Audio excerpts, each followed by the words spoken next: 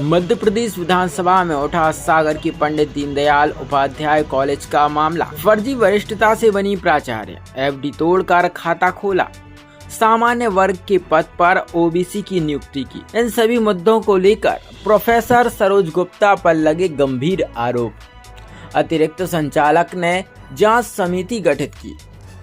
जी हां, सागर की पंडित दीनदयाल उपाध्याय शासकीय आर्ट एंड कॉमर्स कॉलेज में कथित प्रोफेसर सरोज गुप्ता ने उच्च शिक्षा विभाग को वरिष्ठता सूची की जानकारी गलत देकर प्राचार्य का पद हासिल किया। इसके बाद कॉलेज की सरकारी बैंक में बनी एफडी को विभाग की अनुमति के बगैर तोड़कर प्राइवेट बैंक में चालू खाता खुलवा लिया।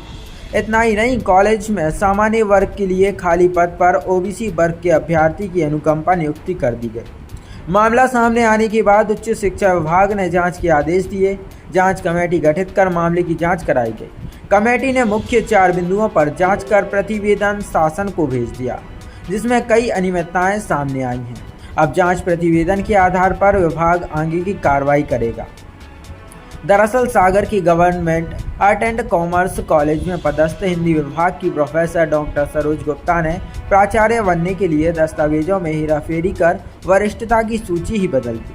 उन्होंने वरिष्ठता सूची भेजते समय कॉलेज में वरिष्ठता क्रम में स्वयं को दूसरे स्थान पर रखा, जबकि हकीकत में वह वरिष्ठता के क्रम में 5वें स्थान पर थी।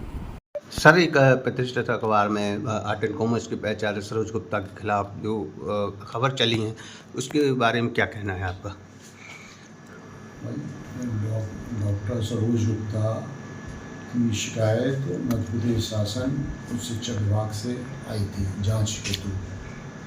ठीक है, तो चूँकि एडी कार्यालय उच्च कार्यालय है, इनको जांच करने के लिए हमें सौंपा गया था काम। तो हमने इसकी एक जांच समिति का गठन किया था, जिसमें प्रधानमंत्री कॉलेज ऑफ एक्सीलेंस के प्राचार्य डॉक्टर AC जैन और एक वरिष्ठ महिला प्राध्यापक डॉक्टर बिंदु श्रीवास्तव गर्ल्स कॉलेज से 2 सदस्यीय टीम का हमने गठन किया था। उन्होंने तीनों बिंदुओं पर जांच करके प्रतिवेदन हमें सौंप दिया। तो जो भी उनकी प्रतिवेदन थे, जो भी उनकी फाइंडिंग्स थी, वो हमने शासन को उनके निर्देशानुसार वहाँ उनको हमने प्रेषित कर दी। जैसे सर, जो आउटसोर्स कर्मचारी हुए और जो यहाँ की एफडी वगैरह का जो मुद्दा उठा था, तो वो उसको जांच में भी लिया गया है? हाँ, बिल्कुल लिया गया, वो जांच के बिंदु में था। तो अगर जांच में लिया गया, प्रथम दृष्टया कल क्या लग रहा है सर, क्या कुछ अनियमितताएं सामने आई? नहीं, देखिए, मैं इस बात को स्पष्ट कर दूं, हमारा हिस्से का जो काम था, जो शासन ने हमें काम सौंपा था, ठीक है, कि आपको जांच करानी, ठीक, ये हमारे हिस्से का काम था। हमने वो काम करके शासन को प्रतिवेदन प्रेषित कर दिया। अब उसमें क्या गलत है और उसके क्या रिजल्ट्स रहेंगे, ये तय करना शासन का काम है, ये हमारा काम नहीं है। रिपोर्ट पूरी तैयार हो चुकी सर? बिल्कुल, रिपोर्ट तैयार होकर भेजी भी जा चुकी। सर ने पर्सनल गेस्ट को पेमेंट भी किया है बिना जनभागीदारी की परमिशन के।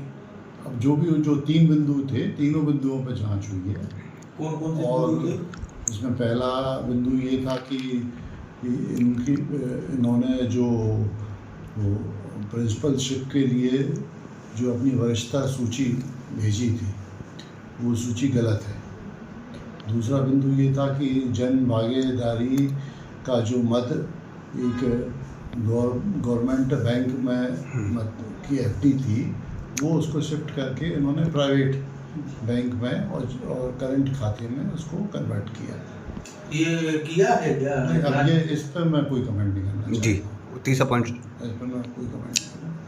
तीसरा बिंदु ये था कि एक अनुकंपा नियुक्ति, जैसे हमारे यहाँ कोई शासकीय कर्मचारी का देहांत हो जाता है, तो शासन के नीति अनुसार उसमें अनुकंपा, उनके परिवार के उनको अनुकंपा नियुक्ति दी जाती है। तो उसमें उनको अनुकंपा नियुक्ति में जो रोस्टर के अकॉर्डिंग जो पोस्ट थी, वो यहाँ पर जनरल, मतलब जिस कैटेगरी की पोस्ट थी उस कैटेगरी में वो व्यक्ति जिसका अपॉइंटमेंट हुआ है वो नहीं आता है। ऐसी शिकायत आरोप प्राप्त हुआ था, तो उसकी हमने जांच करवा के भिजवा दी।